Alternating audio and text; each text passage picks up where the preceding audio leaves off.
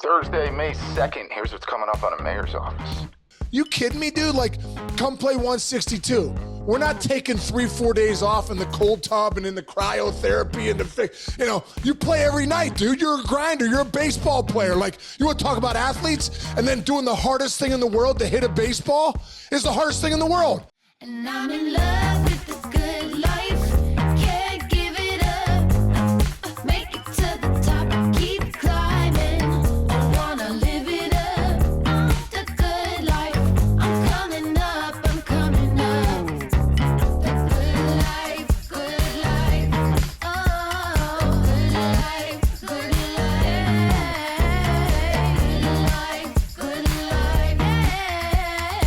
Boom! With a big one, shit. You coming in hot, brother. What's going on today, man? Up, looking good. When I first saw Sean this morning, his hair was not beautiful as it was now. Hey, bro, little gel tightens. Not gel.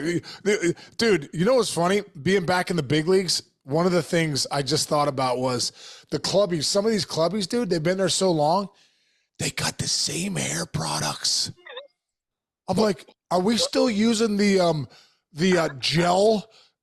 Nobody. I went to a couple of them and said, "Hey, nobody uses gel anymore, dude. Like, no one uses gel." So I like a couple of times. There was a couple places I had to put gel on my hair. I'm like, I haven't used gel since 1978. Wait, so that's like when you go into like a dance club bathroom where it's like, yes, dude. I swear to God, exactly. When the guy's like, "Give me a $5 tip. Here's some gel for you." I'm like, "What are we doing?" Yeah, you didn't wipe my butt. Why am I giving you money for this? Bro, Anyway. Same bootleg throwaway razors, but you know how Gillette, Yes. you know how Gillette had the Mach 1, 2, 3, 4, 18, 17. They got got this new technology. These guys still have the Mach 1 razors, not even Mach 1. It's like the old school Gillette. No, dude, with the one blade where like guaranteed like a knife fight on your face. Like, why am I bleeding? The one where we're in I used to try to do this, by the way. When you remember in Predator, what was the guy's name? After Jesse the Body died and his boy wanted to go kill the Predator by himself and he was shaving and then he just pushed the razor into his face and broke it. I used to try to do that when I was like a kid. Jesus, you're a savage, dude. I'm a maniac. Anyway, hey, by the way, most views ever yesterday on our YouTube page. Most views ever. Only 9 subscriptions. Most views ever. 9 people. Hey, listen, but hey, the 9 of you, thank you. The 90 is thank you. The 90 is they were probably all Yinzers. Hey, you get 9. If we get 9 for the next 100 some days in a row, there's the 4,000 we need, dude. So hey, patience is a virtue, bro. Yeah. Hey, but my dad always said that. We have a lot to talk about today, and we both have fun days ahead of us. I'm going to the yes. Dude, I told you I was going to meet. You're going to the Mets game today, right? I told you I was going to meet Nicky Cass there. Yeah. Little known fact, he calls me last night. He's like, "Yeah." I'm like, "What time you getting there?" He's like, "Oh, like 10:30." I'm like, 10:30, and he goes, "Yeah, I'm throwing out the first pitch." I was like, "Throw out the first pitch?" Like, you didn't tell me that. To his dad, dude, who's a lifelong Mets fan. What a great thing. That's so cool, dude. That's so cool. Nicky Cass is he's living his best life, bro. Dude, he's like 26 years old, and he's like dude, he's not 26. He's like 23. Okay, and he's like a mogul. When I was 23 years old, I still have my finger up my nose. I didn't know what I was doing. You were eating boogers in the car like my son was when he was like 2 years old. I'm like, "Why are you eating your boogers?" He's like, "These are delicious. These are delicious." And you're going golfing today. I'm going golfing with JD today, dude. 9 holes, quick 9 holes up to my little club called Valley Brook, which is a great little place. And I'm, going to be awesome, dude. Going to be awesome. For those who don't know, JD is your partner for the Breakthrough Pro and is like one of the strongest human beings in the world. Dude, just deadlifted I don't know if you follow his Instagram. He just deadlifted 1,007 pounds the other day. I would die. I can't deadlift 100 pounds right now. How far does he hit a golf ball? He's got to hit bombs, right? He hits it pretty far. Yeah. I always joke around with JD. I'm like, "Dude, thank God you're a lifter." Like, I put a bat in his hand. I'm like, "Dude," I mean, I'm like, "Looks like you're in the deep end swinging underwater." Speaking of which, I have to bring this up. I'm sorry. I'm going after somebody who I love, who is great, who's one of the best people on sports television. Stephen A. Smith went off on Mike Trout yesterday for how do you get hurt in baseball? That you're not in What? the MMA, you're not in the NFL. I thought it was Super Bush League. Okay. Then I'd come after Stephen A. Smith. I messaged him and said, please come on my show with Sean Casey. I messaged him. And let's talk about how you can be an athlete and play baseball. And then don't forget that first pitch. I was at the game. You brought me to the game where he bounced the first pitch at Yankee Stadium. I'm sorry. I saw him warming up. When I was with the Yankees last year, I'm like, that guy is not an athlete. That's what I thought right away. And I'm like, this guy talks so much about athletes. He's not, not an athlete at all. Dude, stop with that stuff, Stephen A. Like, go try and play 162 games. It's insanity, to tell you the truth. 162 games. And so, like, your adrenaline's going. The stop and start in baseball is so different. You're sitting around, boom, you're going. You're going into the gap. You're sitting for 30 minutes, then you're hitting a base, you're in the box, you're trying to turn it on. It's such a skill in this game to go from 0 to 100, 0 to 100, 0 to 100. You're in the field. Every freaking play, you're thinking to yourself, if the ball's hit to me, when it's hit to me, I'm going to my right. You might not get one ball the whole game, Chinch. But for freaking 3 hours, you're in the field going, okay, boom. Yep. You're walking up to your hop step.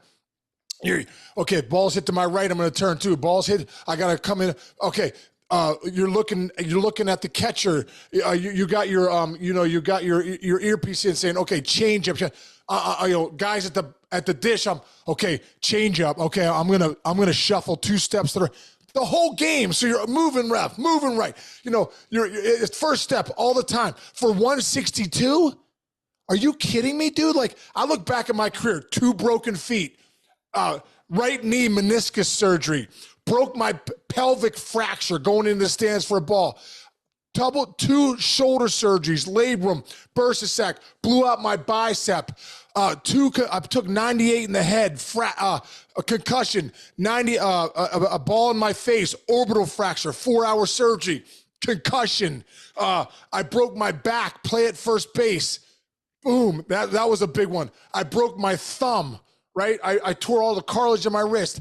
I blew out my calf, all the fascia in my calf, hip flexors, hamstrings, quads. You kidding me, dude? Like, come play 162. We're not taking 3-4 days off in the cold tub and in the cryotherapy and you play every night, dude. You're a grinder. You're a baseball player. Like, you want to talk about athletes and then doing the hardest thing in the world to hit a baseball is the hardest thing in the world. I've watched the basketball guys come take batting practice. They can't hit the ball. No. I brought the hockey guys down to PNC Park. They can't hit the baseball. So, like, you're talking about a skill that no one can do in the world, but only a select few.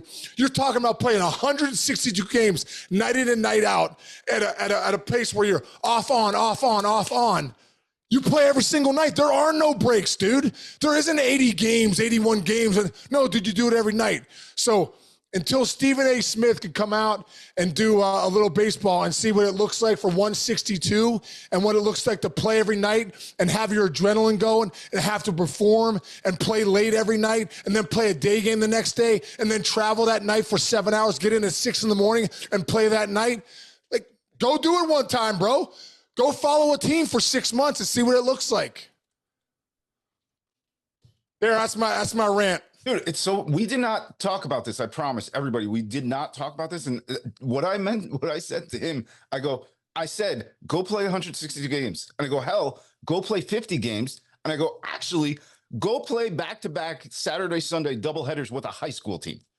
And tell me how you feel on Monday if you've never played baseball. So thanks for saying that. It's the truth. It's the truth, dude. If you've never done it, you don't get it. Hey, dude, and that's not saying all the other sports. Dude, NBA basketball, football, you're in a car wreck every weekend. Dude, I couldn't do that stuff, but come try to play Major League Baseball for 162, see how it goes. Exactly. I love it. All right. Hey, let's get into, dude, Cubs Mets last night. There's so much to unpack out of this. Where do you want to start? You want to start with this great starting pitcher they got who is a steal of the offseason? Are you kidding me, bro? Is this guy better than Yamamoto? Yes, he is. Oh, dude, no one. Imanaga is nasty, dude. I mean, I got the chills. He's sitting 93, 94. He got stronger as the game goes on. No one is touching this guy.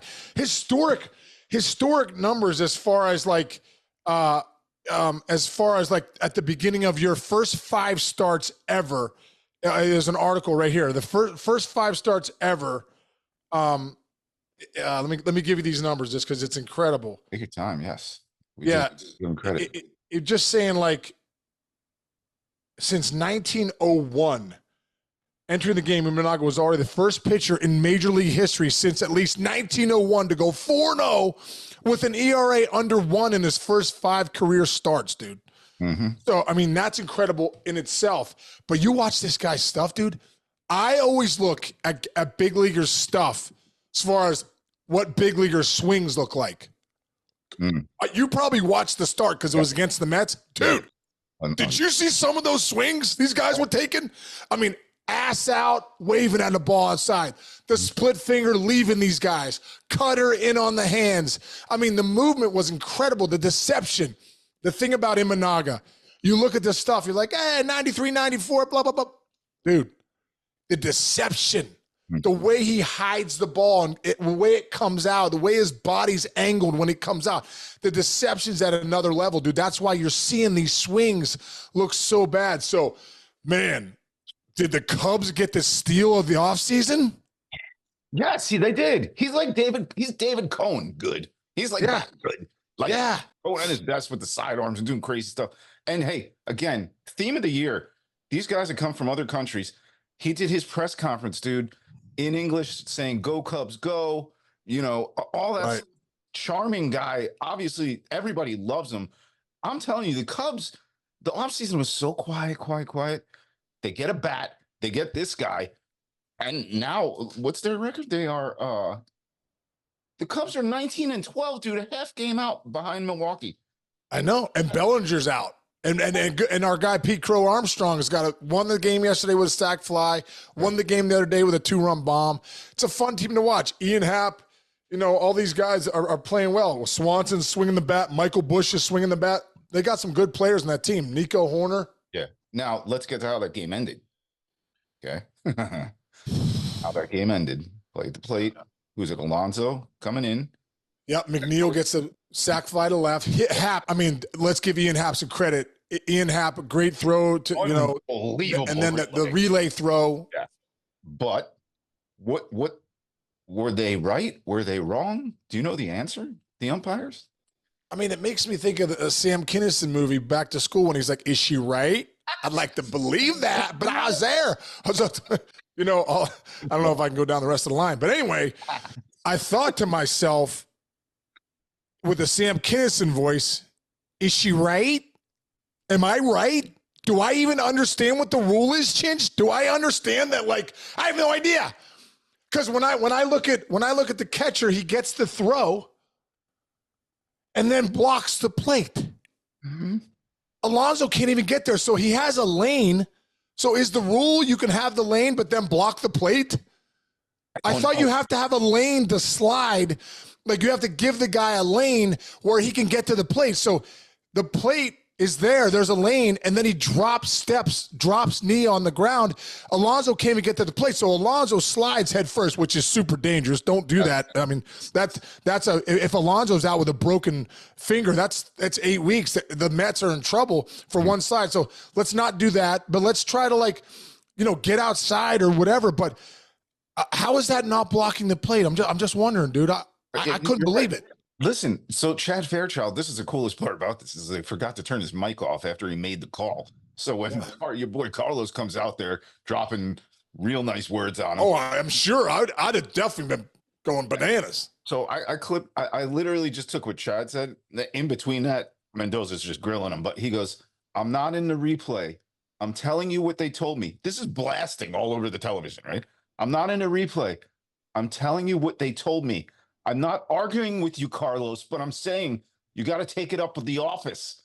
Because I don't know if Chad Fairchild actually knew why they made the rule that way either. And he just punted. He's like, "Carlos, it's not my call. It was in freaking Secaucus, New Jersey, or wherever they have the replay thing now."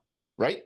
Yeah, it's in the city. Well, dude, he didn't want to make that call. So the call, you could, that almost like, just go to the replay so I can take off the responsibility of me making this call, because I don't know how replay could is.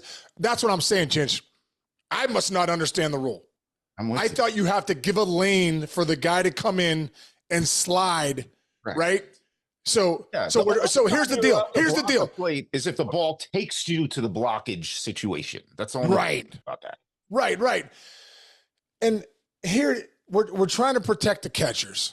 Okay, that was the big rule. We can't plow the catchers now. Okay, so now we're trying to also protect the runners. So give them a lane to the plate so they don't break a finger. Pete Alonso, one of the best players in the game, home run hitters. The reason Mets fans come to the game is to watch a guy like this. So now we drop step, we drop our leg down with protective gear, which could easily break a finger. Anything, yeah. I just don't understand the rule, I guess, because when I looked at that, I go, oh, they're definitely going to overrule this. It's going to be 1-1 because he does not give him a lane. He gets the ball. Instead of a tag, he drops his legs down. So maybe I don't understand, dude. It's a tough year so far for umpires. I got to say, they're involved inside the game too much in some places. I'll just say. Okay, let's move on to other good things. Dude, Stephen Kwan, you wanted to talk about today. Yeah, dude. Well, Stephen Kwan, bro, turns out he's one of the best hitters in baseball. Mm-hmm. He's getting like 360. He's basically almost feel like single-handedly won that game last night for them. Made an unbelievable play in the 10th. Had a double off the wall to start it off. Had a few hits again. It was a homer away from the cycle. You know, we're talking about in that lineup, you know, you got Stephen Kwan, you got Josh Naylor, you got Jose Ramirez, but Stephen Vogt was making a great point about, how incredible, Stephen Kwan in the offseason was like, listen, I got some adjustments to make. I love what he said. The best hitters go pitch by pitch. The best hitters get a great routine, right, every day. For all of us, the best people get great routines in their life every day to kind of optimize time. Right. And when you're a big leaguer, you want to optimize your time so that your brain knows at 4 o'clock, we're doing this. At 5 o'clock, we're doing this. At 6 o'clock, we're doing this. At 7 o'clock, we're doing this. And when we're in the box, we're doing this. When we're in the field, we're doing this. So you ritualistically set up your time in your mind where you're like, that makes sense. I can do that. I could do that every day until the season's over. That's what Stephen Kwan's talking about. I got a routine this year. I go pitch by pitch. I stay present moment. And that's why you see this guy hitting 360 night in and night out, having great at-bats, Chinch. So Stephen Kwan's one of the best players in baseball right now.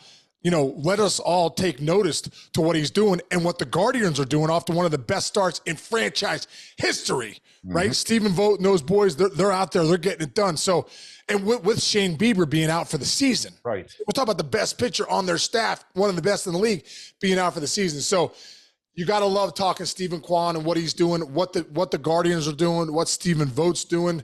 And, it's just, it's great. But when I saw him say that, I was like, love that.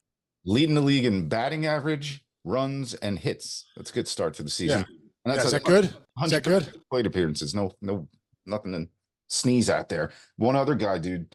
My homie, your homie, Clay Holmes, bro. Dude. Let's go. Bro. Talk about Booney wanting to go, game's over, get Holmes. You know what I mean? Like, this guy's, dude, I remember, first off, Clay Holmes is one of the greatest dudes out there. He's such a nice guy, man. I'm so grateful I got a chance to be in the same clubhouse as him. Such a nice guy. Hey, also, too, just a little quick dig on the Pittsburgh Pirates. Terrible trade that was. A couple years ago, they traded Clay Holmes. I don't even know who they got, dude. Bucket of balls. I don't even know. I'm going to look. One of the worst trades probably the Pirates have ever made. Like, that was literally Brian Cashman going, oh, this guy's nasty. We can make him different. I think what was happening was they were having Clay Holmes throw like four-seamers. They didn't want him to throw his sinker. Have you ever seen Clay Holmes' sinker? It's like it looks like a split finger. It's one of the nastiest pitches in the game. The Pirates are like, hey, why don't you throw four-seamers? And Clay's like, yeah, let's try that. And they're like, oh, no, that's not good. And the Yankees are like, this is exactly what happened. We're going to get him to the pitch lab and say, keep throwing that sinker. That's your best pitch. Clay Holmes is now the nastiest pitcher in the game. I mean, dude, when he's on, I'm not kidding you, bro. He's as close to unhittable as there is a pitcher in the game. And right now he has a month into the season, Chinch, and I feel like he pitches every night, don't you? Every night. 0 ERA. Unbelievable. Donuts. He'll even 3 wiggle. donuts. The other thing is like, even if he gets into trouble, he wiggles out like quick. It's not even like first couple games, everybody's like, oh wow, he gives me a heart attack. No, he doesn't. He's doing what he's doing. He's pitching.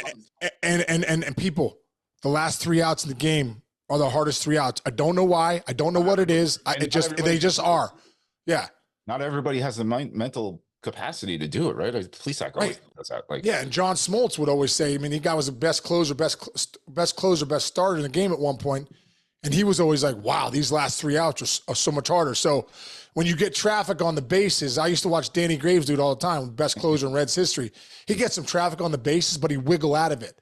right. I almost think the best closers, they do that a lot. Yeah, they like being in that. There's not a ton of 1 through 3 innings, Oh, but sometimes you get a guy on, you get a guy here, but they wiggle out of it. yeah. Hey, so Clay Holmes traded to the Yankees for 2 guys, Hoy Park and Diego Castillo. No disrespect to either of them.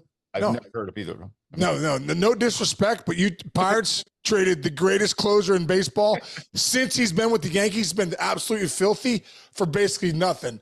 And I also know Clay Holmes wasn't happy about being traded. He was kind of like, what happened here? Why don't it's that feeling as a human being. What do you mean? I'm not good enough? You don't want me here with the Pirates? And I got traded to the Yankees? Unbelievable. Jeez. Wow. I'm all fired up today, Chinch. I don't know what's going on. I got some. Maybe it's because I'm golfing today. I know. I was gonna say, you're gonna have to calm your nerves. To think there's gonna Dude, dude, I'm ready. I'm ready. To and through the ball.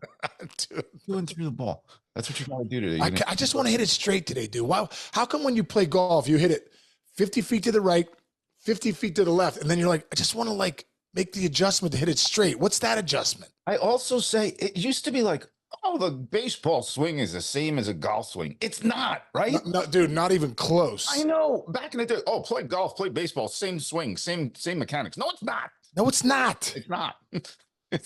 It just is not. Otherwise, John Casey would be hitting 302 on the. Otherwise, I'd be golfing lefty. I golf righty. I'm so horseshit lefty. I had to go to righty. Really? Seriously. Dude, I was with Leland one time. And I was golfing lefty at the time, and I hit all my drives righty. He's like, Case, I had a set of lefties and a set of righties in my bag. Almost ridiculous, right? One time when I was at Oakmont, I showed up with that, and the guy goes, hey, bro. He was serious, too, the caddy. He's like, caddy at Oakmont, one nicest course in the world. He's like, hey, what do you got going on here? I go, I was joking. I go, I don't know if I'm lefty or righty. He goes, you better pick one because I ain't carrying that bag. I was like, all right, so give me the righty clubs with the lefty putter. I putt lefty, but I golf righty. That's funny. I'm the same way. Do you know that? I could hit a golf ball lefty 9,000 yards to the left side or the right side. I hit righty and it's straight and it's boring. Me too, dude. I'm so boring. But it's boring. Dude, me too. I'm so boring. But, dude, lefty, I one time lined up with Leland on the 16th hole at Chartiers. He's like, all right, Case, let me see you rip one lefty. So I get up there lefty. I can't remember his buddy's name. I think it was Dale. We get up there, pull back, Chinch, boom, just like a baseball swing. Hands come through so fast, roll over. Chinch, I'm not kidding you when I say this. See that wall behind me? The ball went behind me. I don't even understand how I did it, but I guess the rollover was so legit. Ball went behind me and went into the woods.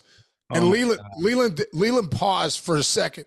He looked at his buddy. He goes, hey, Dale, can you believe this guy was a career 300 hitter in the big leagues? I was embarrassed for myself. I'm like, that's embarrassing.